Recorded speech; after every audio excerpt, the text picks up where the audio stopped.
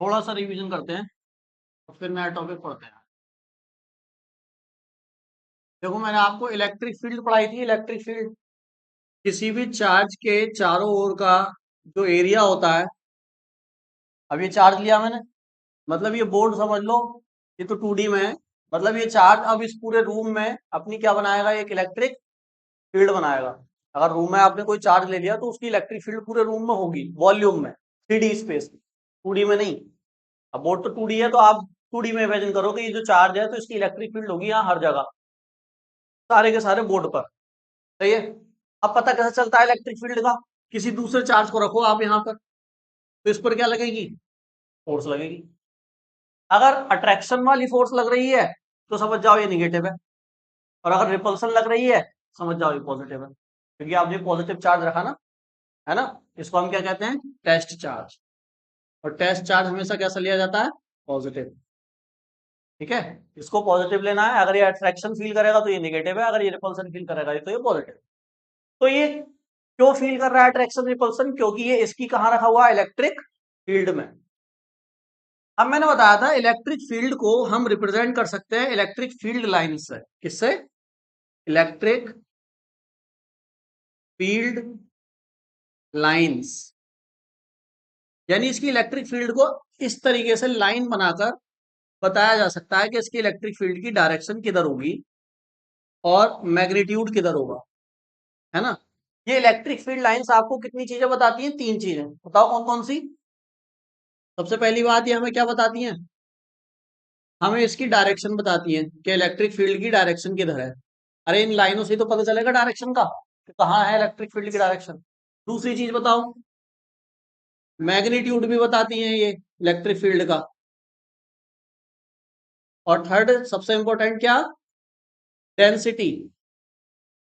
Density भी बताती है इलेक्ट्रिक फील्ड की। और डेंसिटी से हमें क्या पता चलता है कि इलेक्ट्रिक फील्ड किस रीजन में स्ट्रांग है और किस रीजन में वीक है।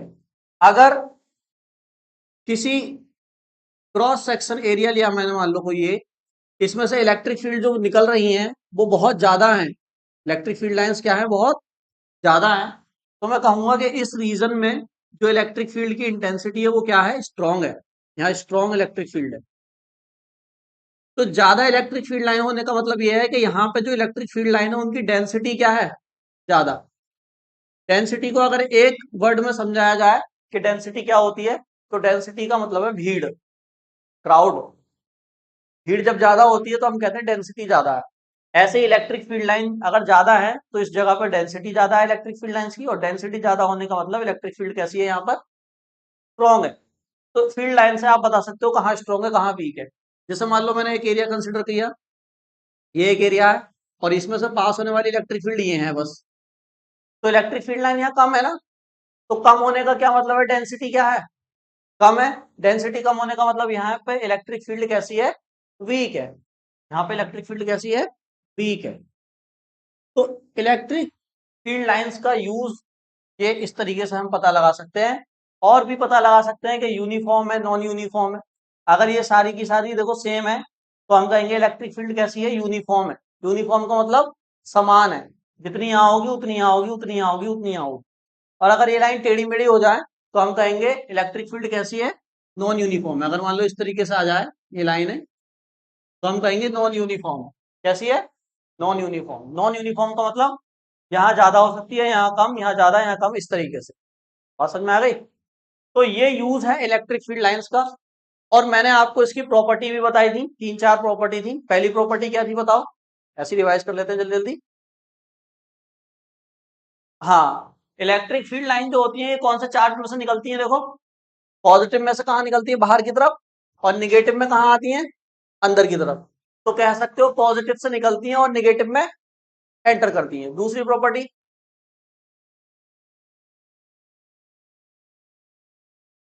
तो वो तो बता दिया ना, पॉजिटिव से निकलती है निगेटिव में जाती है। दूसरी प्रॉपर्टी क्या थी? बिल्कुल सही। एक चार्ज की इलेक्ट्रिक फील्ड कभी भी आपस में क्रॉस नहीं करेंगी। एक चार्ज की इलेक्ट्रिक फील्ड कभी भी आपस में क्रॉस नहीं करेंगी। क्यों नहीं करेंगी बताओ? हाँ, क्योंकि अगर क्रॉस कर गई, मान लो ऐसे करके इलेक्ट्रिक फील्ड लाइन आपस में क्रॉस कर गई है, तो इस पॉइंट पर, जिस पॉइंट पर क्रॉस करी हैं, यहां पर देखो इलेक्ट्रिक फील्ड की दो डायरेक्शन हो गई, एक इधर हो गई और एक इधर हो गई, एक इधर और एक इधर। और एक पॉइंट पर इलेक्ट्रिक फील्ड की दो डायरेक्शन पॉसिबल नहीं है, इम्पॉसिबल है। बात समझ में आ रही है? एक पॉइंट पर इलेक्ट्रिक फील्ड की दो डायरेक्शन नहीं हो सकती। इस वजह से जो इलेक्ट्रिक फील्ड लाइन है वो आपस में कभी भी क्रॉस नहीं करेंगी। कर्व हो सकती है, मुड़ कितनी भी सकती है, लेकिन क्रॉस नहीं करेंगी। बात समझ में आ गई? थर्ड प्रॉपर्टी क्या थी बताओ? ये क्लोज लूप नहीं बनाएंगी कभी भी। मतलब ऐसे नहीं होंगी इलेक्ट्रिक फील्ड लाइन ऐसे करके गोल गोल बन जाए, ऐसा नहीं होगा इलेक्ट्रिक फील्ड के अंदर कभी भी। क्यों नहीं होगा? है, क्योंकि यहां पर क्या होता है, एक ही तो चार्ज की इलेक्ट्रिक फील्ड होती है। देखो जैसे ये चार्ज है, अभी इलेक्ट्रिक फील्ड गई आउटवर्ड, अब क्या ये घूम के वापस आएगी क्या इसके पास? नहीं आएगी ना। तो ये तो हमेशा कैसी रहेगी, आउटवर्ड रहेगी ना। तो क्योंकि यहाँ पर मोनोपोल है, मोनोपोल मतलब सिंगल चार्ज भी एडजस्ट करता है, पॉजिटिव भी ले सकते हो नेगेटिव भी ले सकते हो। इस वजह से यहाँ पर ऐसे इलेक्ट्रिक फील्ड गोल गोल नहीं घूमती, कैसी रहेगी, कर्व बना लेगी, जाएगी हमेशा आगे ही। बात समझ में आ गई? फोर्थ प्रॉपर्टी क्या थी? फोर्थ तो ये थी क्लोज लूप वाली। थर्ड क्या थी? चार थी ना? हाँ, पॉजिटिव चार्ज की इलेक्ट्रिक फील्ड अगर आपसे पूछी जाए कहाँ खत्म होगी, ये इलेक्ट्रिक फील्ड जा रही है, ये कहाँ खत्म होगी, एंड कहाँ पर होगी, तो कहाँ होगी? कहाँ तक एरिया होगा? तो अनंत तक होगा ना। जब नहीं पता तो अनंत। ठीक है, क्योंकि अनंत को भी तो नहीं जानते हो, है ना। तो ये हम कहेंगे कि जो सिंगल चार्ज है उसकी इलेक्ट्रिक फील्ड लाइन अगर पॉजिटिव है तो अनंत पे जाके खत्म होगी, और अगर निगेटिव है तो अनंत से आएगी, क्योंकि निगेटिव में आती है, पॉजिटिव में जाती है। बात समझ में आ गई? ठीक। तो ये इलेक्ट्रिक फील्ड लाइन मैंने आपको कल समझाई थी, पूरा कल जितना भी समझाया था 1 मिनट में क्विक रिवीजन हो गया सारा का सारा। आज नया टॉपिक होगा। अरे आ तो जाएगा नंबर कभी ना कभी। हेडिंग डालो, इलेक्ट्रिक फ्लक्स, वैद्युत, और हिंदी में भी इसको फ्लक्स ही बोलते हैं।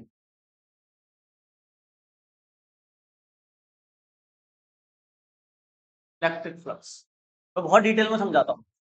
सबसे पहले हम समझते हैं फ्लक्स क्या चीज होती है ये, उसके बाद इलेक्ट्रिक फ्लक्स पे आएंगे। फिर सेम चीज हमने पढ़ने को मिलेगी मैग्नेटोस्टैटिक में, मैग्नेटिक फ्लक्स। सेम ही है दोनों, जो चीज ये है वही चीज हुआ, क्योंकि फील्ड का अंतर है, और मैग्नेटिक फील्ड होती है यहाँ इलेक्ट्रिक। तो पहले समझो फ्लक्स वर्ड का मतलब क्या है। फ्लक्स इधर साइड में समझते हैं, क्योंकि ये मतलब आपके सिलेबस से रिलेटेड नहीं है, मैं समझा रहा हूँ। फ्लक्स का मतलब क्या होता है कि फ्लक्स जो है ना, वो आपको किसी यूनिट एरिया से यूनिट टाइम में फ्लो करने वाले किसी भी वेक्टर फील्ड की क्वांटिटी के बारे में बताता है। ठीक है, उसमें समझे, कोई यूनिट एरिया है और यूनिट टाइम, उस यूनिट एरिया में यूनिट टाइम में कोई वेक्टर फील्ड क्रॉस करेगी, तो जितनी वेक्टर फील्ड उस यूनिट एरिया से यूनिट टाइम में क्रॉस कर जाएगी, उसी को हम उस वेक्टर फील्ड का फ्लक्स कहेंगे कि भैया ये इसका क्या है, फ्लक्स है। और फ्लक्स में आपको बता दूं वेक्टर क्वांटिटी नहीं है, स्केलर क्वांटिटी है। कैसी? स्केलर, इसकी कोई डायरेक्शन नहीं होती, ये है स्केलर क्वांटिटी। यानी ये आपको केवल और केवल क्या बताएगी, अमाउंट बताएगी। अमाउंट बताने का मतलब केवल स्केलर वैल्यू बताना, डायरेक्शन नहीं बताएगी, तो हम इसलिए इसको क्या कह रहे हैं, स्केलर कह रहे हैं। अमाउंट किसी चीज का क्या होता है, नंबर ही तो होता है कोई। अमाउंट मतलब किसी भी चीज का प्राइस वगैरह, प्राइस कह सकते हो, अमाउंट का मतलब है ना मात्रा, अमाउंट मतलब मात्रा। तो मात्रा में कोई डायरेक्शन थोड़ी होती है। मात्रा अगर आपने किसी चीज की ली, जैसे 2 किलो सेब ले लिए, तो 2 किलो सेब में डायरेक्शन है क्या, इस डायरेक्शन में 2 किलो सेब लिए? नहीं है ना। तो उसी तरीके से फ्लक्स भी होता है, क्या बताता है, अमाउंट बताता है। अब मैंने जो बोला उसको मैं एक एग्जांपल से समझाता हूँ। मान लो मेरे पास इस तरीके से एक पाइप है, पाइप बनाता हूँ।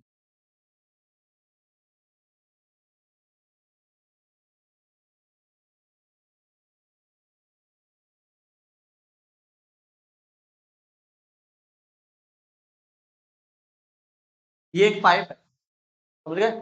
इसमें दो एरिया हैं, ये है एंटरिंग एरिया, यहां से कोई भी चीज इसमें क्या कर सकती है, एंटर, ठीक है। अरे इमेजिन कर पा रहे हैं ना माइंड में, ये एंटरिंग एरिया है, और ये एरिया कैसा है बताओ, यहां से कोई भी चीज जो एंटर करेगी वो एग्जिट होगी, ये एग्जिट है,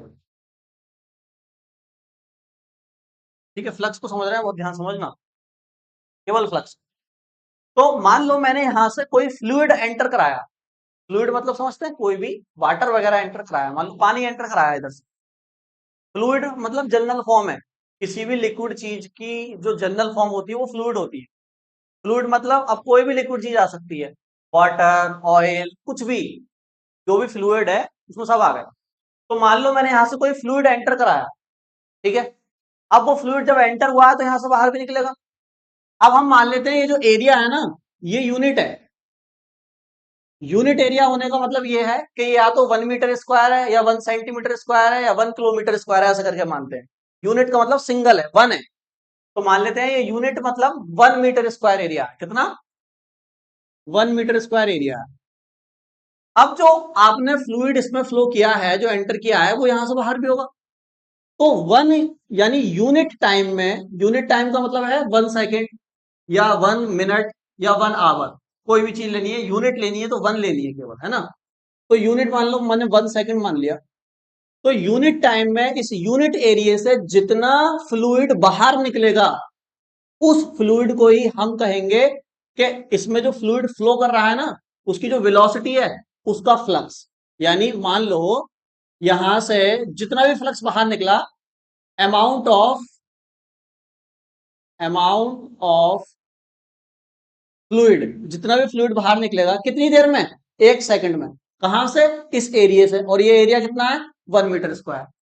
1 मीटर स्क्वायर एरिया से 1 सेकंड में जितना पानी बाहर निकलेगा, उस अमाउंट ऑफ फ्लूइड को क्या कहा जाएगा, ध्यान सुनना, उस अमाउंट ऑफ फ्लूइड को कहा जाएगा इस केस में वेलोसिटी फ्लक्स। क्या कहा जाएगा, वेलोसिटी फ्लक्स। ये जो फ्लक्स, आप ये जो अमाउंट पता चला ना आपको फ्लूइड का 1 सेकंड में बाहर निकलने वाले, ये अमाउंट किसको बता रहा है, इसकी वेलोसिटी के फ्लक्स को बता रहा है। क्योंकि फ्लक्स हमेशा किस क्वांटिटी का होता है, वेक्टर क्वांटिटी का होता है। वेलोसिटी क्या है, वेक्टर क्वांटिटी है। बात समझ में आ रही है, वेलोसिटी तो समझते हैं ना, स्पीड। जैसे यहां से जो फ्लूइड एंटर करेगा, वो मान लो 10 मीटर पर सेकंड स्क्वायर उसकी क्या है, 10 मीटर पर सेकंड क्या है, स्पीड है। बात समझ में आ रही है। तो 10 मीटर पर सेकंड से ये फ्लूइड इसमें एंटर करेगा तो इतनी स्पीड से बाहर निकलेगा। अब ये जो बाहर निकलेगा, उसकी जो स्पीड है, उसका 1 सेकंड में 1 मीटर स्क्वायर में जितना अमाउंट निकला फ्लूइड का, उसको कहेंगे इस वेलोसिटी का क्या है, फ्लक्स। यानी फ्लक्स कुछ नहीं बताता, किसी वेक्टर क्वांटिटी में किसी यूनिट एरिया में से निकलने वाले चेंज को बताता है। आप समझ में आ रही, कितना अमाउंट निकला। अब देखो, अगर वेलोसिटी को बढ़ाओगे तो ये वेलोसिटी फ्लक्स की वैल्यू बढ़ेगी नहीं बढ़ेगी। मान लो 20 मीटर पर सेकंड कर दूं मैं, जो फ्लूइड निकलेगा, जो वाटर निकलेगा, उसकी रफ्तार कितनी कर दूं, 20 मीटर पर सेकंड, तो फ्लक्स बढ़ जाएगा। फिर जो यूनिट एरिया और यूनिट टाइम में से निकलने वाला अमाउंट ऑफ वाटर है, वो क्या हो जाएगा, बढ़ जाएगा। अमाउंट ऑफ वाटर बढ़ने का मतलब है क्या बढ़ जाएगा, वेलोसिटी, फ्लक्स बढ़ जाएगा। 30 मीटर पर सेकंड कर दो तो ज्यादा पानी निकलेगा, ज्यादा पानी निकलेगा तो वेलोसिटी फ्लक्स क्या हो जाएगा, बढ़ जाएगा। तो मतलब ये क्या बता रहा है, फ्लक्स, कितना पानी बाहर निकल रहा है, यानी अमाउंट ऑफ फ्लूइड को ही तो बता रहा है। और अमाउंट किसी भी चीज का स्केलर क्वांटिटी होती है, वेक्टर स्केलर होती है। इसीलिए जो फ्लक्स होता है वो कैसी क्वांटिटी होती है, स्केलर क्वांटिटी। बात समझ में आ गई। तो यहां से हम फ्लक्स को समझे हैं। इसी तरीके से अब हमारे पास ये वेलोसिटी फ्लक्स था, अब हमारे पास कौन सा फ्लक्स आएगा, इलेक्ट्रिक फ्लक्स। तो इलेक्ट्रिक फ्लक्स क्या होता है, सेम वही जो वहां है वो यहाँ है। वहां पर वेलोसिटी से बाहर निकल रहा था पानी, यहां पर चार्ज से बाहर क्या निकलती है, इलेक्ट्रिक फील्ड। तो मान लेते हैं ये इलेक्ट्रिक फील्ड है, ये क्या है, इलेक्ट्रिक फील्ड। आ रही होगी किसी पॉजिटिव चार्ज से और जा रही होगी किसी नेगेटिव चार्ज में, उसको आप दिखाने की जरूरत नहीं है।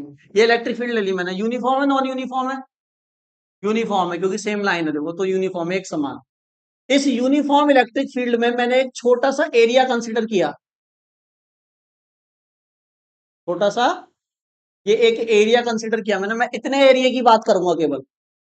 अब मैं देखूंगा कि इतने एरिया में से ये जितनी इलेक्ट्रिक फील्ड लाइन क्रॉस कर रही होंगी उतना ही इसका क्या होगा, इलेक्ट्रिक फील्ड का यहां पर इस एरिया में क्या होगा, फ्लक्स होगा। यानी number of electric field line, देखो इस डेफिनेशन को समझ पा रहे हो नहीं, number of electric field lines passing through an area element is called क्या, इलेक्ट्रिक फ्लक्स। किसी एरिया से निकलने वाली इलेक्ट्रिक फील्ड की, इलेक्ट्रिक फील्ड लाइंस का जो नंबर है, कितनी इलेक्ट्रिक फील्ड लाइन निकल रही हैं, उसी को हम क्या बोलते हैं, उसका इलेक्ट्रिक फ्लक्स बोलते हैं। जैसे इस केस में कितनी इलेक्ट्रिक फील्ड लाइन निकल रही है बताओ जरा, कितनी निकल रही है इस एरिया में से, ये जो एरिया आपने लिया इसमें कितनी इलेक्ट्रिक फील्ड लाइन निकल रही है, दो। तो हम कहेंगे इलेक्ट्रिक फ्लक्स कितना है, देखो सिंबल ये है इलेक्ट्रिक फ्लक्स का, और नीचे ई बना देना, मतलब इलेक्ट्रिक, कितना हो जाएगा यहाँ इलेक्ट्रिक फ्लक्स, दो हो जाएगा इस तरीके से। तो ये दो क्या है, नंबर ही तो है, किसका नंबर, इलेक्ट्रिक फील्ड लाइन का। तो हम कहेंगे कि इलेक्ट्रिक फील्ड लाइन कैसी क्वांटिटी है, स्केलर क्वांटिटी है। ये किसी एरिया में से निकलने वाली इलेक्ट्रिक फील्ड लाइन का क्या बताती है, नंबर बताती है। बात समझ में आ गई, लिखो डेफिनेशन, परिभाषा लिखना है ना। वैद्युत क्षेत्र में स्थित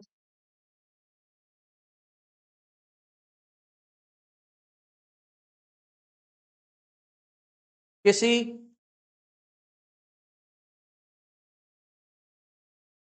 वैद्युत क्षेत्र में स्थित किसी काल्पनिक पृष्ठ पर,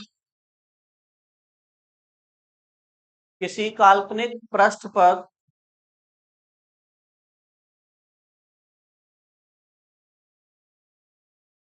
वैद्युत फ्लक्स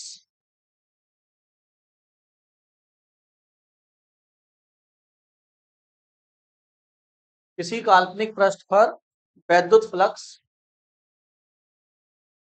यहाँ पर काल्पनिक पृष्ठ हमारा कौन सा है, काल्पनिक पृष्ठ मतलब इमेजिनरी सरफेस, ये लिया ना हमने इतना सरफेस, या एरिया भी बोल सकते हो, इमेजिनरी एरिया। ये कोई देखो ध्यान समझो, ये कोई प्लेट वगैरह नहीं है, ये हॉलो एरिया मतलब खाली एरिया है। जैसे मैं कहूँ यहाँ पर कई सारी इलेक्ट्रिक फील्ड है, तो आप इतना एरिया ले लो, ये इतना एरिया, तो इस मेरे हाथ में जो एरिया आ रहा है, इतने एरिया में से जो इलेक्ट्रिक फील्ड लाइन निकल रही होंगी, मैं कहूंगा इतने एरिया का वो फ्लक्स है।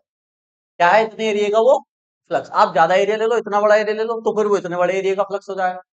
बात समझ में आ रही है, चेंज हो जाएगा ना, इतने एरिया का फ्लक्स और इतने एरिया का फ्लक्स सेम होगा क्या, अलग अलग होगा ना, अभी देखेंगे कैसे फ्लक्स चेंज होता है ना। तो क्या बोला मैंने डेफिनेशन में, वैद्युत क्षेत्र में, देखो वैद्युत क्षेत्र में स्थित है कोई काल्पनिक पृष्ठ है, इस पर जो वैद्युत फ्लक्स होगा, तो लिखो उस पृष्ठ में से होकर, उस पृष्ठ में से होकर गुजरने वाली,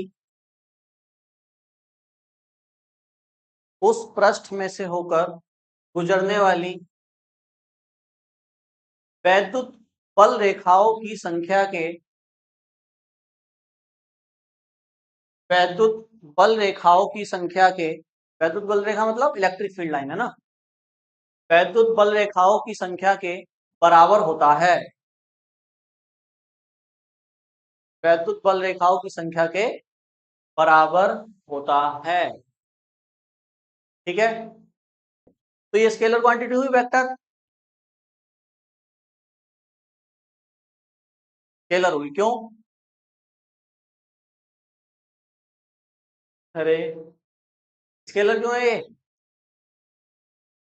क्योंकि ये दिशा थोड़ी बता रहा है इलेक्ट्रिक फील्ड की, ये तो किसी क्लोज मतलब किसी जो इमेजिनरी एरिया है उसमें से निकलने वाली फील्ड लाइन का नंबर बता रहा है। अरे नंबर भी ऑफ इलेक्ट्रिक फील्ड लाइन ही तो बता रहा है, और नंबर कैसी क्वांटिटी होती है, स्केलर होती है, नंबर के साथ कोई डायरेक्शन थोड़ी होती है। लिखो इसे, इसी में लिखो इसे,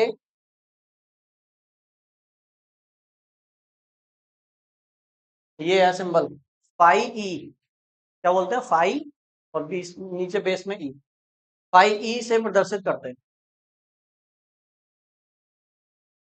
इसे फाई ई से प्रदर्शित करते हैं।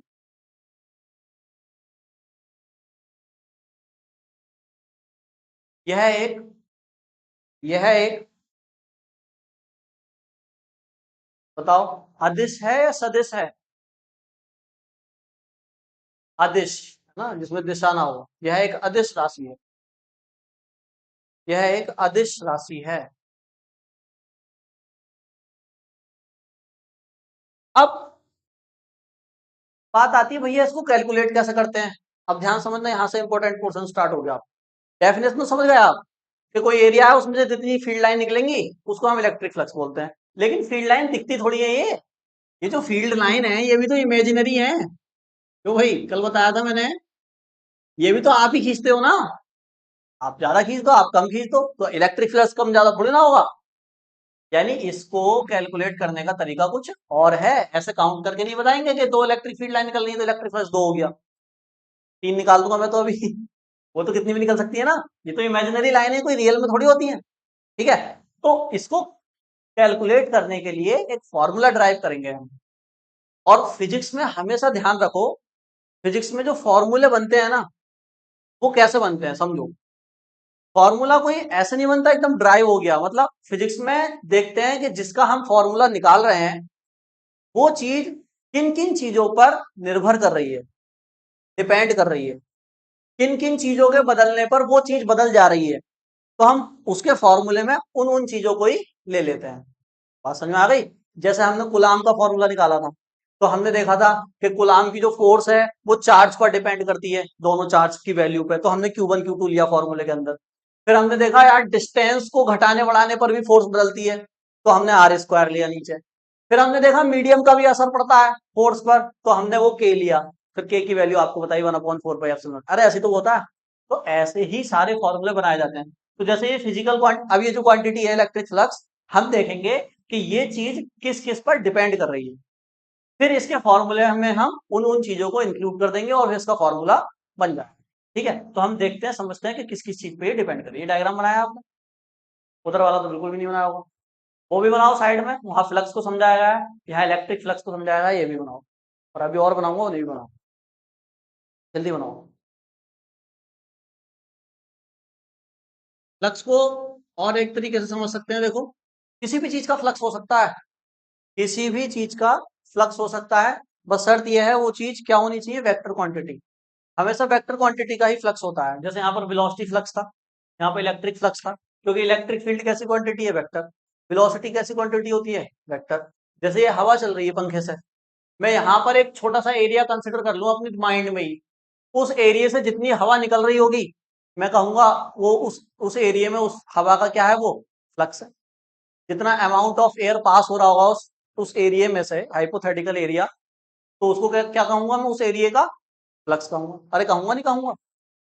क्योंकि हवा जो चल रही है तो वो भी तो किसी वेलोसिटी से चल रही होगी, और वेलोसिटी कैसी क्वांटिटी है, वेक्टर। तेज हवा चलेगी तो फ्लक्स ज्यादा होगा, हल्की हवा चलेगी तो फ्लक्स कम होगा। तो किसी भी चीज का फ्लक्स हो सकता है, बस शर्त यह है कि उसमें क्या होनी चाहिए, वो वेक्टर क्वांटिटी होनी चाहिए, डायरेक्शन होनी चाहिए। ठीक है, अब इलेक्ट्रिक फ्लक्स पर आ जाओ। तो हम देख रहे हैं कि इलेक्ट्रिक फ्लक्स जो है हमारा क्या, फाई ई, ये किस किस वैल्यू पर डिपेंड कर रहा है। ठीक है, तो मान लो ये मैंने यूनिफॉर्म इलेक्ट्रिक फील्ड बनाई। ठीक है, और इस इलेक्ट्रिक फील्ड में मैंने दो एरिया कंसीडर किए।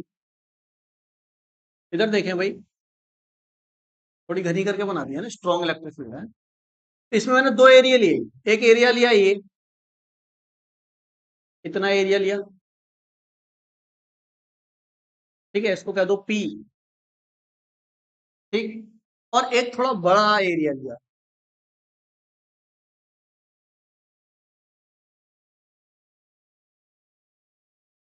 इसको कह दो क्यू। उसे क्रॉस कर रही होंगी ना ये फील्ड लाइन तो।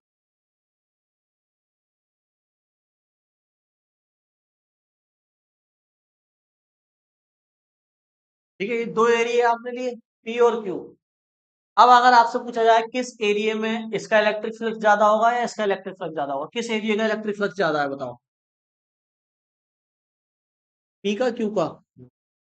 क्यू का ज्यादा है ना, क्यों ज्यादा है?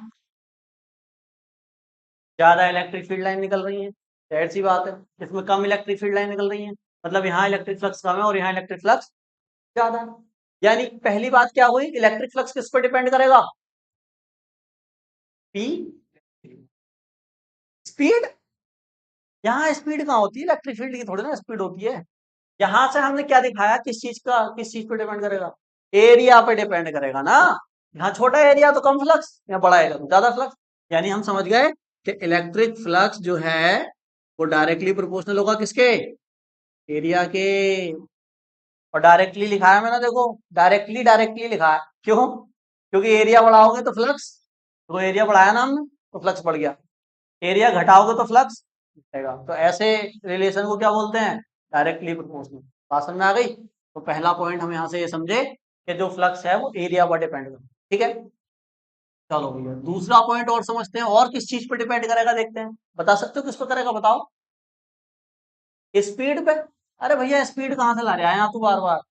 इलेक्ट्रिक फील्ड की कोई स्पीड थोड़ी होती है, वो तो एयर की स्पीड पे डिपेंड करेगा, वेलोसिटी की, उसकी फ्लूइड की स्पीड पे डिपेंड करेगा। यहाँ स्पीड नहीं है। और बताओ किस पे? किसकी डिस्टेंस?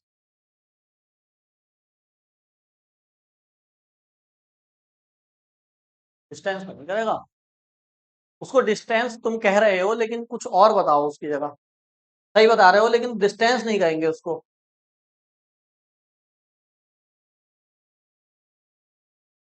इलेक्ट्रिक फील्ड की डेंसिटी पर डिपेंड करेगा फ्लक्स। इलेक्ट्रिक फील्ड डेंसिटी का मतलब जो तुम बता रहे हो कि पास में अगर एरिया लोगे तो इलेक्ट्रिक फील्ड ज्यादा होगी। ज्यादा होने का क्या मतलब, इलेक्ट्रिक फील्ड लाइन ज्यादा होंगी ना वहां। अरे इलेक्ट्रिक फील्ड लाइन ज्यादा होंगी ना, और दूर लोगे तो इलेक्ट्रिक फील्ड लाइन कम होंगी, तो उस पर डिपेंड करेगा। तो यानी हम कह सकते हैं कि इलेक्ट्रिक फील्ड लाइंस की डेंसिटी पर डिपेंड करेगा। कैसे? मान लो ये जो इलेक्ट्रिक फील्ड बनाई थी मैंने, वो मैं अब ऐसे बनाऊं।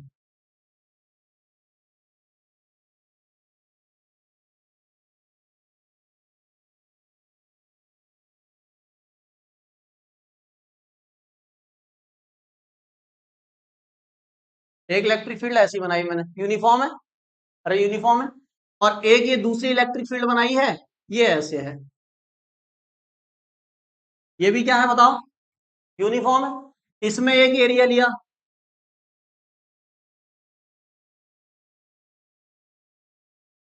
ये एरिया कंसिडर किया मान लो इसके अंदर। इसमें से ये इलेक्ट्रिक फील्ड लाइन क्या हो रही है, पास हो रही है, ठीक है, क्रॉस कर रही है। ठीक है, जितना एरिया लिए लिया है, ध्यान सुनना। मान लो अगर ये पी एरिया है, तो इतना ही बड़ा एरिया आपको यहाँ लेना है। अब एरिया चेंज नहीं करना है क्योंकि इलेक्ट्रिक फील्ड चेंज कर दी।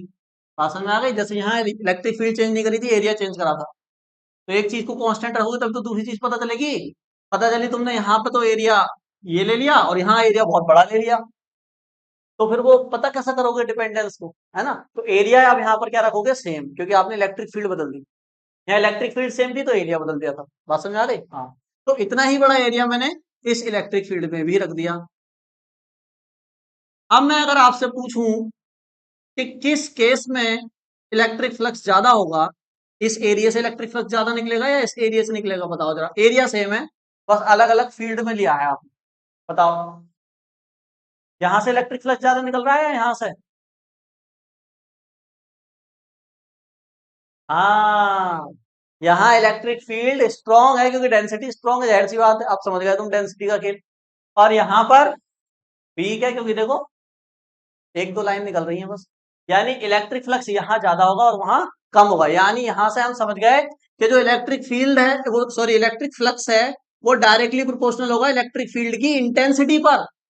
इलेक्ट्रिक फील्ड यहाँ ज्यादा स्ट्रॉन्ग है या यहाँ ज्यादा स्ट्रॉन्ग है? जहां स्ट्रॉन्ग होगी वहां इलेक्ट्रिक फ्लक्स। पास में आ गई? तो इसके भी क्या है देखो, डायरेक्टली प्रोपोर्शनल। इलेक्ट्रिक फील्ड बढ़ेगी, बढ़ेगी तो फ्लक्स भी क्या हो जाएगा, बढ़ जाएगा। तो दूसरी बात यहां से निकल कर आई। सही है, दो बातें हो गई। यानी यहां से देखो तुम समझ गए कि जो फ्लक्स का फॉर्मूला होगा उसमें ई आएगा, उसमें ए आएगा, ये चीजें तो आएंगी ही आएंगी। बात समझ में आ रही है? तीसरी चीज एक और है कि ये जो आप एरिया ले रहे हो ना, एरिया, इसके एंगल पर भी डिपेंड करेगा इलेक्ट्रिक फ्लक्स। अब एंगल को ऐसे समझो ध्यान से कि मान लो मेरे पास ये बुक है, इसको इस तरीके से माने कि ये खाली है अंदर से, क्योंकि एरिया कोई है वो थोड़ी ना बंद, थोड़ी ना एरिया, खुला एरिया है ना। तो इसको ऐसे माने, मान लो ये विंडो है कोई खाली, है ना। तो अब ये ऐसे रखी है और इलेक्ट्रिक फील्ड ऐसे जा रही है सारी की सारी इलेक्ट्रिक फील्ड लाइन, तो ठीक है, सही है।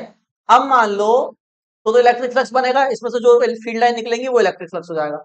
मान लो मैं इस एरिया को ऐसे ना लेके एंगल पर रोटेट कर दूं कुछ, तो इस केस में इलेक्ट्रिक फील्ड लाइन ज्यादा पास हो रही थी या इस केस में ज्यादा पास होंगी बताओ? पहले वाले में ज्यादा हो रही थी।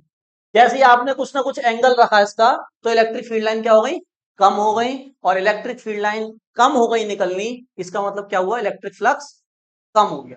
यानी इलेक्ट्रिक फ्लक्स एक थर्ड चीज, यानी इसके एंगल पर भी डिपेंड करेगा। बात समझ में आ रही है? तो थर्ड मैं यहां लिख देता हूं और उसको हम बना के भी दिखाएंगे आपको। मान लो ये हमारी क्या है, इलेक्ट्रिक फील्ड है यूनिफॉर्म। अब इस बुक को आप ऐसे देख रहे थे ना, ऐसे देख रहे हो आप इस बुक को, है ना। तो अब ऊपर से देखो जरा बुक को, ऊपर का केवल आपको ये लाइन ही तो दिखाई देगी ना।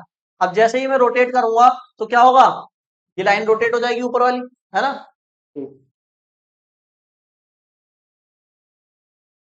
तो ये ऐसा हो जाएगा ना, ये बुक ऊपर से, मतलब जो एरिया लिया है वो क्या हो गया, थोड़ा टेढ़ा हो गया, देखो। तो समझ गए तो।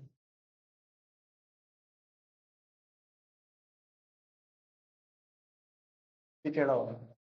ध्यान से सुनो एक बात, मुझे ये बताओ कि जो एरिया है ये स्केलर क्वांटिटी है या वेक्टर क्वांटिटी है? एरिया कैसी क्वांटिटी होती है, स्केलर वेक्टर? बताओ। स्केलर। एरिया किसी चीज का लेते हो तो डायरेक्शन होती नहीं उसमें, एरिया में वेक्टर है, डायरेक्शन किधर होती है बता।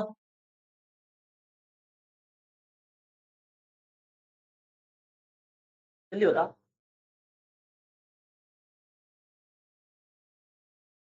सब तरफ नहीं होती डायरेक्शन। डायरेक्शन का मतलब डायरेक्शन एक ही तो डायरेक्शन होगी, सब तरफ है तो वो डायरेक्शन ही कहाँ पे, बताओ। देखो एरिया मैं आपको बता दूं, एरिया जो है हमारी वो वेक्टर क्वांटिटी होती है, कैसी, वेक्टर क्वांटिटी। उसको बोलते हैं हम एरिया वेक्टर। क्या बोलते हैं, एरिया वेक्टर, समझो एरिया वेक्टर। एरिया वेक्टर क्या है, जैसे मान लो आपने कोई ये एरिया लिया, ठीक है। तो इसका मैग्नीट्यूड तो है, क्योंकि एरिया की कुछ ना कुछ वैल्यू आएगी, तो मैग्नीट्यूड तो है, नंबर तो है। लेकिन डायरेक्शन होती है भैया वेक्टर में, तो डायरेक्शन भी है।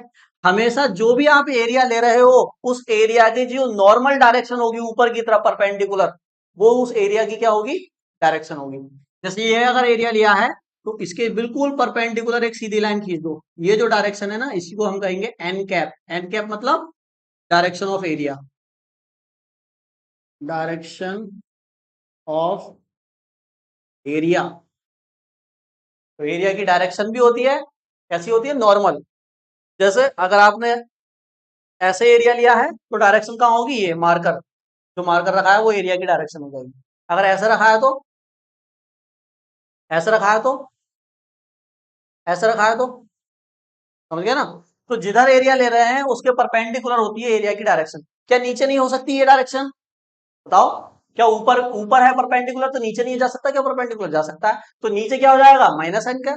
भाई ऊपर प्लस वाई होता है, नीचे क्या होता है, माइनस वाई। ऐसे ही अगर आप नीचे की तरफ कंसिडर करोगे तो ये हो जाएगा आपका माइनस के, क्या ये भी एरिया की डायरेक्शन। वो डिपेंड करेगा आप कौन सी डायरेक्शन ले रहे हो, पॉजिटिव या नेगेटिव। तो समझ लेना यहाँ से बात को कि एरिया की, एरिया जो होता है वो कैसी क्वांटिटी होती है, वेक्टर क्वांटिटी होती है। और एरिया को हम ऐसे लिख सकते हैं, देखो, ए वेक्टर, एरिया मतलब ए वेक्टर या एस वेक्टर कुछ भी लिख दो, इज इक्वल टू किसके होगा, ए। ए क्या है, इस ए वेक्टर का मैग्नीट्यूड, मतलब जो वैल्यू है वो, और इनटू में क्या आएगा, एन कैप। एन कैप क्या बता रहा है, इसकी डायरेक्शन। ये हो जाएगा मैग्नीट्यूड और ये क्या हो जाएगी, इसकी डायरेक्शन। अरे बात समझ में आ गई, ठीक है।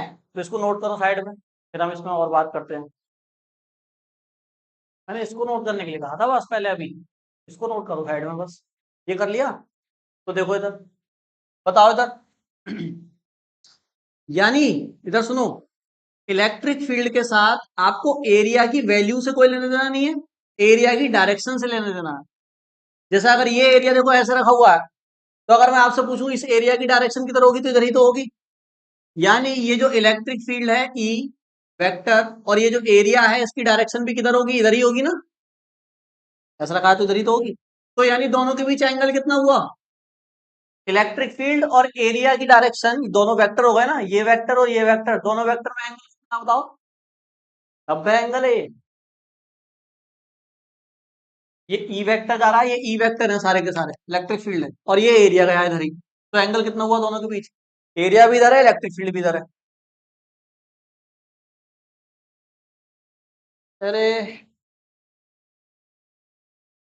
बता, 180 हो गया, अरे सही कह रहे आए तो है। ये ब्लू वाला जो, ये ब्लू वाली जो है ये मार्कर, ये इलेक्ट्रिक फील्ड है, ये रेड वाला जो है ये एरिया है। इलेक्ट्रिक फील्ड भी इधर है एरिया भी इधर है, कितना एंगल है दोनों में, अरे खुला ही ना, ये तो एंगल कितना हुआ, जीरो ही तो हुआ। 180 कब होता, जब ये इलेक्ट्रिक फील्ड इधर होती और एरिया इधर होता, ये बना देखो 180। हाँ अपोजिट होती दोनों। अरे बात समझ में आ गई, जब दोनों सेम डायरेक्शन में है तो एरिया कितना बनेगा हमारा, जीरो बनेगा। यहाँ एरिया जीरो है, यहाँ बताओ, वो एरिया कह रहा हूँ, एंगल जीरो है। यहाँ क्या है, एंगल थीटा कितना है, जीरो है, ठीक है। यहाँ बताओ, जीरो है, यहाँ भी तो ऐसे ही रखे हैं ना दोनों, तो ई भी इधर है और ए वेक्टर भी इधर है, तो यहाँ भी थीटा कितना है, जीरो।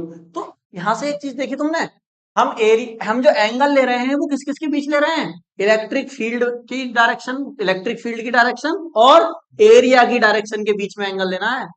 ये जो थीटा है ये ए वेक्टर और ई वेक्टर के बीच का एंगल है। बात समझ में आ रही है, हाँ।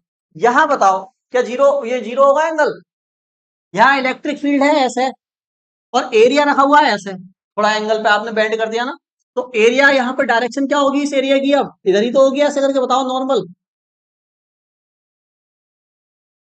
अरे 60 ना होगा, पता ही ना कितना होगा, माया क्या है, पता है कितना हुआ, कितना भी होगा हम क्या मान लेते हैं, ये बना देखो एंगल, अब ये बना ना, इधर देखो इधर, ये इलेक्ट्रिक फील्ड ये एरिया, एंगल पता नहीं कितना, तो क्या मान लो, थीटा एंगल होगा। थीटा की वैल्यू कुछ भी हो सकती है, बात समझ में आ गई। तो जो थीटा है, जो थीटा है वो क्या है, theta is the angle between E vector and A vector, electric field की डायरेक्शन और एरिया की डायरेक्शन के बीच का एंगल है थीटा। सही है, अब नोट कर लो ये डायग्राम, ठीक है भाई, हो गया यहां तक, पढ़ूंगा आगे, क्या लिखोगे नहीं होता, थीटा ई तथा ए के बीच का कोण है, ई वेक्टर और ए वेक्टर लगा देना, ई वेक्टर और ए वेक्टर के बीच का कोण है। यानी इसको समझ गए ना तुम, देखो इधर, इस केस में इधर देखो बोर्ड पर सब बच्चे, इस केस में ये इस तरीके से है, ये एरिया है, ये ब्लैक वाला मार्कर इलेक्ट्रिक फील्ड की डायरेक्शन है, यहाँ पे हर जगह इलेक्ट्रिक फील्ड है ब्लैक वाली, ठीक है, और ये रेड वाला मार्कर इसकी एरिया की डायरेक्शन, ठीक है। तो ये दोनों ऐसे हैं यहाँ पर, पहले केस में, पहले केस में दोनों कैसे हैं, ऐसे हैं सेम, एंगल कितना है, जीरो। दूसरे केस में भी यही है, एंगल कितना है, जीरो। तीसरे केस में क्या हुआ, आपने एरिया घुमा दिया, आपने एरिया घुमा दिया, तो ये जो रेड वाला मार्कर है ये क्या हो जाएगा, एरिया के साथ घूम जाएगा, और ब्लैक वाला कहाँ रहेगा, आगे रहेगा। तो ये देखो एंगल बन गया नहीं बन गया, ये जो घुमाया है इसको, तो रेड वाला तो इधर आ गया, ये आ गया रेड वाला, इसके साथ घूम गया, एरिया के साथ घूमेगा ना ये तो, और ब्लैक वाला किधर है, सामने है, ये घूम गया, ये सामने है, समझ गया एंगल। अब अगर आपसे पूछा जाए फ्लक्स का फॉर्मूला क्या बना, तो यहां पर दो केस बन गए, क्या बन गए दो केस, कि अगर एंगल जीरो होगा तो फ्लक्स का फॉर्मूला कुछ और होगा, लेकिन जब एंगल बन जाएगा तो फ्लक्स का फॉर्मूला चेंज हो जाएगा, क्योंकि फ्लक्स चेंज हो जाएगा। तो पहले बात कर लेते हैं, जब एंगल क्या हो, जीरो हो, ऐसा करके एरिया रखाओ सीधा सीधा, तब फ्लक्स कैसे निकालेंगे वो बात कर लेता हूं मैं।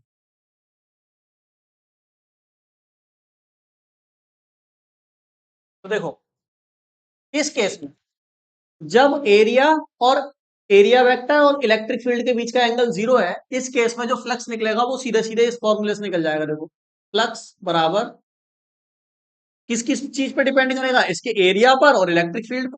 तो दोनों की क्या करा दो, इंटू ई इंटू ए, बस दोनों की मल्टीप्लाई कराते ही आपको इस एरिया का फ्लक्स मिल जाएगा। भाई इन दोनों चीजों पे तो डिपेंड करेगा इस केस में, तो क्योंकि थीटा तो 0 है, तो आप क्या कहोगे, भैया इलेक्ट्रिक फील्ड कितनी लेकर रही है वो देख लो, और जो एरिया है वो देख लो कितना है, दोनों की क्या करा दो, मल्टीप्लाई करा दो, फ्लक्स आ जाएगा।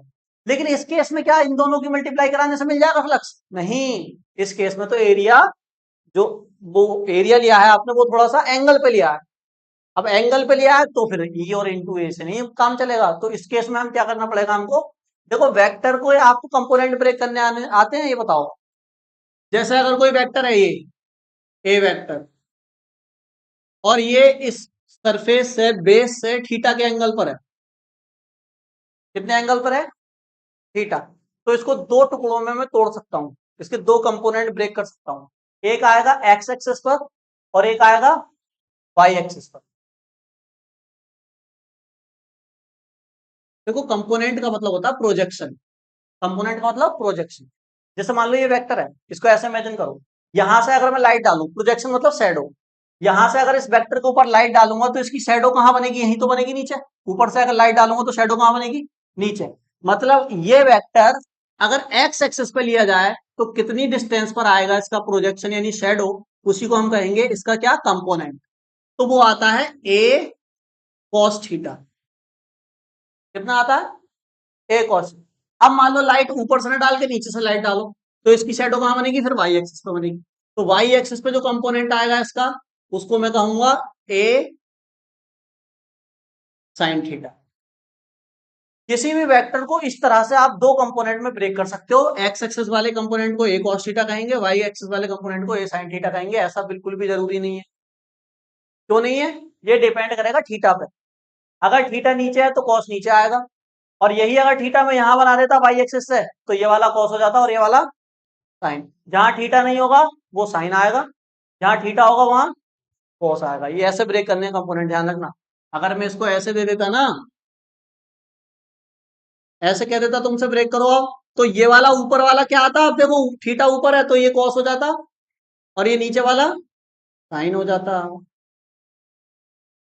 तो थीटा की तरफ कॉस आएगा और थीटा के अलावा साइन आएगा। अब बताओ, अब समझो यहाँ ध्यान से, ये ए वेक्टर इधर है और इलेक्ट्रिक फील्ड इधर है, ऐसी तो चल रही है ना कहानी। अच्छा रेड वाला एरिया है, ये है, ये है ना, ये एंगल बना थीटा। तो आपको क्या करना है, इस केस में फ्लक्स निकालने के लिए इस एरिया का वो कंपोनेंट लेना है जो इलेक्ट्रिक फील्ड की डायरेक्शन में हो। इस एरिया का वो कंपोनेंट लेना है जो इलेक्ट्रिक फील्ड की डायरेक्शन। इसके दो कंपोनेंट हो सकते हैं, एक तो थीटा की तरफ, थीटा की तरफ इधर आएगा ए कॉस थीटा, और एक चला जाएगा सीधा इधर, वो होगा ए साइन थीटा। तो मैंने क्या बोला, फ्लक्स निकालने के लिए कौन सा कंपोनेंट चाहिए, जो इलेक्ट्रिक फील्ड की, तो कौन सा आएगा, ए कॉस थीटा। ये देखो ए कॉस थीटा। यानी इस केस में जब आप फ्लक्स निकालोगे तो फॉर्मूला बनेगा phi E equal to electric field लोगे और एरिया का वो कंपोनेंट लोगे जो इलेक्ट्रिक फील्ड की तरफ होगा, यानी थीटा की तरफ कौन सा कंपोनेंट आता है, देखो ए कॉस। इस फॉर्मूले से आप फ्लक्स कैलकुलेट करोगे जब आपका एरिया वेक्टर और ई वेक्टर के बीच एंगल दिया होगा। देखो थीटा यहाँ बात समझ में आ रही है, नोट करो। और देखो इधर, ये फॉर्मूला कब है, जब एंगल है वो हो थीटा दोनों के बीच में। अगर ये थीटा 0 हो जाए तो यही केस ना बन जाएगा।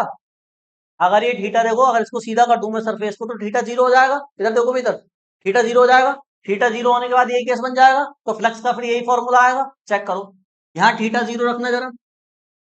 इफ थीटा इक्वल टू क्या रख दूं, 0, तो कॉस 0 कितना होता है बताना। अरे कॉस 0 कितना होता है, 1 होता है यार, बोल ही नहीं। कॉस 0 होता है 1, तो ई इंटू क्या बचा, ए ही तो बचा। तो देखो जब थीटा 0 होगा तो ये केस बनेगा, और इस केस में ये फॉर्मूला, तो ये यही से तो आया है। बात समझ में आ गई, यानी ये जनरल फॉर्मूला है, ये जनरल है। इससे आप ये भी निकाल सकते हो, ये भी निकाल सकते हो, कुछ भी हो, कितना भी एंगल दिया हो इससे कैलकुलेट कर सकते हो। ठीक है, नोट करो। अरे ठीक है भैया, बढ़ जाऊं? तो समझ गए फ्लक्स कैसे कैलकुलेट करना है। जो असली फॉर्मूला निकल के आया है फ्लक्स का वो ये है, ई ए कॉस थीटा, जो आपको याद रखना है। थीटा की वैल्यू कुछ भी हो सकती है, 0 होगी तो इतना आ जाएगा, 90 होगी तो कुछ और आ जाएगा, चेंज होता रहेगा। ठीक है, थोड़ी सी बात और कर लूं इसके बारे में, फिर आप आगे चलेंगे। ये कंपोनेंट याद रखना जरा, देखो।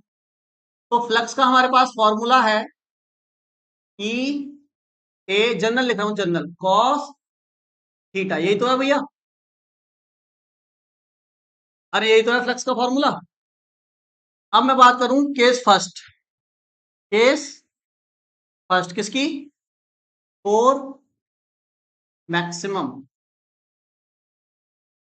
दिमाग लगाओ और बताओ कितने एंगल पर फ्लक्स मैक्सिमम होगा। सबसे ज्यादा फ्लक्स मैक्सिमम होने का मतलब सबसे ज्यादा फील्ड लाइन कब पास करेंगी एरिया में से, बताओ किस एंगल पे। जब एंगल कितना हो, जब एंगल 0 होगा, तब जो एरिया की डायरेक्शन होगी और जो इलेक्ट्रिक फील्ड की डायरेक्शन होगी, दोनों क्या होंगी, सेम। उस केस में सबसे ज्यादा इलेक्ट्रिक फील्ड क्रॉस करेगी एरिया में से। बात समझ में आ रही है। इसको ऐसे भी समझ सकते हैं, ऐसे तो आपने इमेजिन करके बताया, ये इसको ऐसे भी समझ सकते हैं। देखो यहाँ पर क्या लगा हुआ है, कॉस लगा हुआ है। कॉस की मैक्सिमम वैल्यू कितनी होती है, कॉस की टेबल में कॉस की मैक्सिमम वैल्यू कितनी होती है, सबसे बड़ी वैल्यू कॉस की कितनी आती है, 1 आती है। 1 आती है, नहीं आती है। तो अगर कॉस मैक्सिमम होगा तभी तो ये मैक्सिमम होगा। और 1 कितने एंगल पे आती है, 0 पे आती है, बताया था। तो जब थीटा 0 होगा तो कॉस मैक्सिमम होगा, कॉस मैक्सिमम होगा तो फ्लक्स मैक्सिमम होगा, ऐसा समझ लो। या आपने इमेजिन तो कर ही लिया, फिर सबसे दोनों सेम डायरेक्शन में होंगे तो यानी फॉर मैक्सिमम थीटा कितना होना चाहिए, बताओ, 0 होना चाहिए, कैसे भी समझ लो, है ना। तो यहाँ पे जो एफ ई आएगा वो कैसा आएगा, मैक्स आएगा। और कितना आएगा, तो ई ए कॉस 0, और कॉस 0 की वैल्यू क्या होती है, 1 होती है। तो ये आ जाएगा ई। ठीक है, इसी तरीके से अगर पूछा जाए मिनिमम, मिनिमम बताना भाई, मिनिमम फ्लक्स कितना होगा, है क्या होगी थीटा की वैल्यू मिनिमम के लिए, बताओ। 90 पे 0 होगा, बताना। अरे तू इधर बता, फिर तो सब समझ जाएगा। ये एरिया है मेरे पास और ये इलेक्ट्रिक फील्ड आ रही है, कोई नहीं बताएगा, ये बताएगा। पता कितना फ्लक्स है यहाँ पे, कितना, तुम बताओ। और तुम बताओ, तुम बताओ, और तुम बताओ। और है, तुमने 0 क्यों बताया भाई। हाँ, अरे अकलमंदो, ये देखो कैसे बनाया है मैंने डायग्राम। अब तक जितने भी डायग्राम में थे उनको मैं ऐसे मिटा रहा था, नहीं मिटा रहा था, इनको नहीं मिटाया, इसका मतलब ये ऐसे है। ये एरिया ऐसे रखा हुआ है और ये इलेक्ट्रिक फील्ड लाइन ऐसे निकल रही है, इसको छू छू के, टच कर करके निकल रही है। क्या क्रॉस कर रही है क्या ऐसे बीच में से, नहीं कर रही। तो यहाँ पर फ्लक्स 0 है, क्योंकि एक भी इलेक्ट्रिक फील्ड लाइन इसको क्रॉस ही नहीं करके गई, सारी की सारी ऐसे निकल गई, टच मी करके इधर से, साइड से। अरे समझ गए, समझे ना। तो इस केस में फ्लक्स कितना हुआ, बताओ, 0 हुआ। अब अगर मैं तुमसे पूछूं कि यहाँ एंगल कितना है एरिया और इलेक्ट्रिक फील्ड के बीच, कितना है बताओ। एरिया तो है ऐसे और इलेक्ट्रिक फील्ड है ऐसे, तो एरिया की डायरेक्शन ऐसी तो होगी, इलेक्ट्रिक फील्ड की ऐसे, तो कितना एंगल बना, 90 बना। और इसको ऐसे ही समझ लो, कॉस लिखा है, कॉस की मिनिमम वैल्यू 0 ही तो होती है। वैसे तो -1 भी होती है, लेकिन यहाँ पे माइनस का लेने का मतलब अपोजिट डायरेक्शन। अगर वैसे देखा जाए पॉजिटिव में तो 0 होती है, तो 0 जैसे ही लोगे, 0 कितने एंगल को होगी, 90 पे होगी। और ऐसे इमेजिन करो तो 90 पे कोई क्रॉस ही नहीं कर रही, क्रॉस ही नहीं कर रही तो फ्लक्स 0। तो यहां से हम कह सकते हैं थीटा कितना होना चाहिए, 90। तो फ्लक्स क्या आएगा हमारा, ई क्या होगा, मिनिमम। और वो होगा कितना, ई ए कॉस 90, और कॉस 90 होता है 0, कॉस 90 क्या होता है, 0। तो मिनिमम फ्लक्स हुआ 0 और मैक्सिमम हुआ ई ए। ये मिनिमम मैक्सिमम की बात कर ली हमने, है ना, नोट करो। तो ये आपने समझा भैया, ये तो है फ्लक्स का जनरल फॉर्मूला। जब एंगल जीरो होगा तो हमने इमेजिन भी कर लिया ऐसा केस बनेगा, ऐसा केस बनेगा तो फ्लक्स मैक्सिमम पास होगा। और जब एंगल 90 होगा तो ऐसा केस बनेगा, ऐसा केस बनेगा, मतलब एक भी फील्ड लाइन क्रॉस नहीं कर रही तो फ्लक्स जीरो होगा। कोई बात ना बचने दे, बस खत्म होने वाला है। तो खत्म करो तो टॉपिक को पूरे को। अब देखो मैं क्या कह रहा हूं कि हमने ये जो एरिया लिया है, एरिया वो कैसा एरिया है, देखो सिमेट्रिक एरिया। एरिया सिमेट्रिक का मतलब है स्क्वायर है, रेक्टेंगल है, ऐसा ही तो एरिया है। जो एरिया ले रहे हो ठीक है, ऐसा स्क्वायर रेक्टेंगल टाइप एरिया। मान लो अनसिमेट्रिक एरिया आ जाए, कुछ भी उबड़ खाबड़ ऐसा एरिया आ जाए, और फिर आपसे पूछा जाए फ्लक्स बताओ, तो कैसे बताओगे? आप तो एरिया कैलकुलेट ही नहीं कर पाओगे। एरिया तो उसी चीज का कैलकुलेट करोगे ना जिसका कोई शेप होगी, स्क्वायर हो या रेक्टेंगल हो, ट्राइंगल हो, ऐसा होगा, सर्कल हो, तभी तो एरिया कैलकुलेट कर पाओगे। अनसिमेट्रिक शेप का एरिया कैसे निकालोगे और फिर उसका फ्लक्स कैसे निकालोगे, वो और देखो। तो ये जो फॉर्मूला है ना, ई ए कॉस थीटा, ये केवल तभी वैलिड है जब आपका जो एरिया है वो सिमेट्रिकल है एक शेप में, तब आप यहाँ पे एरिया कैलकुलेट करके लिख सकते हो। स्क्वायर है तो साइड स्क्वायर कर दोगे, और रेक्टेंगल है तो एल इंटू बी कर दोगे, सर्कल है तो पाई आर स्क्वायर कर दोगे। लेकिन अगर कुछ अलग है तो कैसे करोगे, वो मैं अभी बताता हूँ। जस्ट इसको देखो, एक रिप्रेजेंटेशन और लिख देते हैं इसको। अगर आपने 11th में वेक्टर को पढ़ा है तो वेक्टर के दो प्रोडक्ट होते हैं जिनको बोलते हैं डॉट प्रोडक्ट और क्रॉस प्रोडक्ट। ये वेक्टर में है 11th में, बस रिप्रेजेंटेशन है, आपको बस पता होना चाहिए। देखो वेक्टर में दो तरीके से प्रोडक्ट मतलब मल्टीप्लाई करते हैं हम। इस डॉट का मतलब अलग होता है वेक्टर में, और इस क्रॉस का मतलब अलग होता है। ठीक है, मैथमेटिक्स में तो सब एक ही है, क्रॉस डॉट सब मल्टीप्लाई है, लेकिन वेक्टर में अलग अलग। डॉट का मतलब वेक्टर में होता है ए बी, ये ए और बी इसके मैग्नीट्यूड है वेक्टर के। ए वेक्टर का मैग्नीट्यूड ए, बी वेक्टर का मैग्नीट्यूड बी, इनटू में कॉस थीटा आता है। क्या आता है? Cos theta. A cross B का मतलब है वेक्टर में ए बी साइन थीटा और एन कैप। ये एन कैप बताता है कि जो क्रॉस करके आएगा वो कैसी क्वांटिटी होगी, वेक्टर। और इसमें एन कैप नहीं आया तो ये पूरी क्वांटिटी कैसी है, स्केलर। इसलिए इसको हम स्केलर प्रोडक्ट भी बोलते हैं। क्या बोलते हैं? स्केलर प्रोडक्ट, क्योंकि ये कैसी वैल्यू दे रहा है, देखो स्केलर ही तो दे रहा है, डायरेक्शन तो दे नहीं रहा, तो इसलिए इसको स्केलर प्रोडक्ट या डॉट प्रोडक्ट, क्योंकि डॉट लगा हुआ है। ये वेक्टर दे रहा है, देखो ये तो इतनी तो हो गई मैग्नीट्यूड, और ये क्या हो गई, डायरेक्शन। तो इसको हम बोलते हैं वेक्टर प्रोडक्ट। क्या बोलते हैं? या क्या बोल दो, क्रॉस प्रोडक्ट। वेक्टर प्रोडक्ट क्यों बोला, समझ गए ना, क्योंकि वेक्टर आया आंसर। ये फॉर्मूला अगर घूर कर देखोगे आप, तो डॉट की तरह बनना है, क्रॉस की तरह बनना है, डॉट की तरह बनना है, नहीं बनना है। यानी इस चीज को अगर ऐसा लिखना चाहूं तो लिख सकता हूं मैं। इस चीज को मैं ऐसे भी लिख सकता हूं, देखो ई वेक्टर डॉट क्या, ए वेक्टर। लिख सकता हूं नहीं, बताओ। इसको फिर से ओपन करोगे यही तो आ जाएगा। अरे देखो ना, ए बी कॉस थीटा, यहाँ ए की जगह ई है और बी की जगह ए है। बात समझ में आ गई? तो ये वाला रिप्रेजेंटेशन और लिखो, फिर बढ़ते हैं अनसिमेट्रिक से। अब इधर देख, मान लो ये इलेक्ट्रिक फील्ड है, यूनिफॉर्म, और ये है एरिया। ये एरिया, इस एरिया में से क्रॉस करके जा रही है इलेक्ट्रिक फील्ड।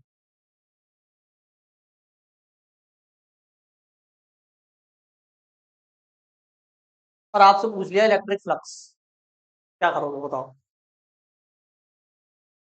क्या करोगे?